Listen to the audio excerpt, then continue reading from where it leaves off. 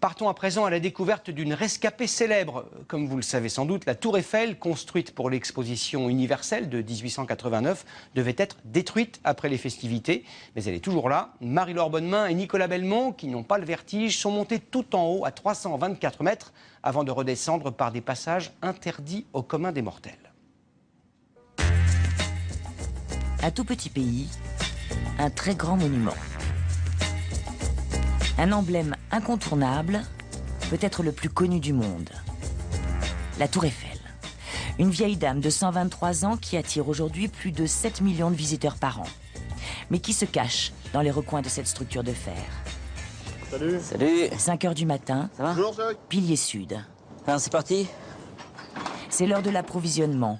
Pour les boutiques notamment, tout doit être fait avant l'ouverture au public à 9 h 30, grâce au monte-charge. Et quand ça marche pas? Et quand ça marche pas, c'est la galère pour nous. Donc on est obligé de passer par un ascenseur public qui lui va démarrer qu'à 7 h. Donc on perd 1 heure de travail. Travailler sur la tour comporte quelques contraintes. En premier lieu, la place. Il n'y en a pas. Tous les déchets doivent immédiatement être évacués jusqu'au moindre petit plastique d'emballage. Des avantages, il y en a un, avoir la Tour Eiffel pour soi tout seul. Le privilège, c'est d'avoir la Tour Eiffel tous les matins. Et ça, je peux pas m'en passer. C'est vrai que c'est fabuleux. De voir Paris qui s'éveille comme ça, j'ai l'impression d'être dans un film. Le jour se lève, dirigeons-nous vers le dernier étage, à 300 mètres de hauteur, pour découvrir un endroit fermé au public, le local de TDF. Tout se fait à pied jusqu'au sommet et éventuellement des antennes si on a besoin. Entièrement numérique, il permet à 12 millions de franciliens de recevoir télévision et radio. Alors ici, nous sommes dans le 2 pièces le plus haut de Paris. Donc nous avons, en plus des équipements techniques, une cuisine, des lits et une salle de bain.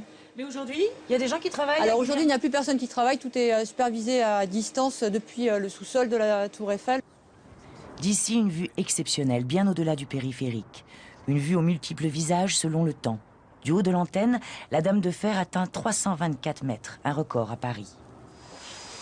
Continuons notre visite et redescendons au 2e étage, dans un lieu mythique, le célèbre restaurant, le Jules Verne. On a une table demandée côté Trocadéro, 400 prix pour madame. 2 personnes. C'est un passage quasi obligatoire à Paris, pour les chefs d'État ou les grandes stars internationales. On se bat pour une table qui donne le vertige. Le service et la cuisine sont de grande qualité, pourtant là aussi les contraintes sont de taille, une cuisine de 38 mètres carrés pour 15 employés. Oui, c'est toujours difficile parce qu'en fait déjà en plus vous pouvez le voir, les murs sont pas droits, ils sont obliques. Donc pour les étagères c'est toute une histoire. Pour les gros garçons aussi? Oui, les gros aussi. On a un bouillon avec un foie gras menu pour finir un saumon avec une joue. De plus, pas de cuisson au gaz possible. Et puis, toutes les surprises, comme... Des ascenseurs qui fonctionnent pas, on a de la neige qui tombe, on a des alertes à la bombe ou autre. Et comme toute dame qui se respecte, à la tombée de la nuit, celle-ci met son habit de lumière.